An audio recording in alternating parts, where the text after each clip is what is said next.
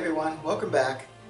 Today I'm going to be reviewing this book called The Game of Fox and Lion by Robert R. Chase. It was published in 1986 by Ballantine Books, actually by Del Rey, but Ballantine had bought out Del Rey by then. And I looked up Robert R. Chase on the internet, and it turns out that he's mostly a science fiction writer in Analog magazine. And this was his first novel, and he's only written 3 novels since then. The Game of Fox and Lion in '86, the follow-up called Crucible, which he published in 1991, so about 5 years later, and then a book called Shapers, and I have no idea what that book's about. In his full-time work, it looks like he's a lawyer for the U.S. Army, so it's a pretty good deal to work full-time and actually write a couple of books.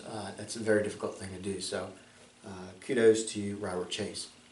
Anyway, I chose this book because it said it was about, on the back, the conflict between mega international, or not international, intergalactic corporations. And if you've read any of my books, you know that that's one of those main themes that runs through the Dryden universe. And so I thought, hey, let's see what somebody else writes about that type of a conflict between corporations. The other thing that the back print of the book kind of implied that this is also something that's very similar to the Gordon R. Dickson's Child A cycle, if you're familiar with that. You know, books like Dorsai, Necromancer, Tactics of Mistake, I think Final Encyclopedia. Anyway, I'm a great fan of Gordon R. Dickson, and I knew that those themes were running through here. And what that theme really is what is the next evolutionary stage of humanity, and this book explores messing with the human genome to produce designer humans and how far you should go with that sort of activity. So it's not an earth-shattering book in scope of writing, but you know, it's a good little science fiction book. I do have a little nitpicky type of things, comments about the book. One is that there's some confusion about who the protagonist of the story is until about halfway through the book. So there's this John Lee Chang, the owner of a corporation, and Paul Renard, who is a modified human being. Hi everyone, sorry about the break. You may notice I changed my clothing. It's because the little one got up last night and started running around the house, and I couldn't finish my recording. I just want to finish up with the last thoughts that I had last night as I was recording. So there's some confusion about who the actual protagonist in the story is until about halfway through the book.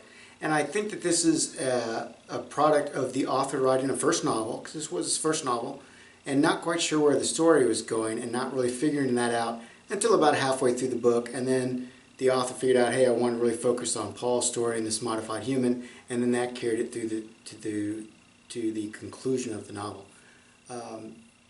The other part I didn't really care for too much was there's this climactic scene, the big battle scene, but instead of delving into the specifics about how that battle fell out, the author reverted to the main character thinking in kind of this bizarre sort of way, and then everything just ended.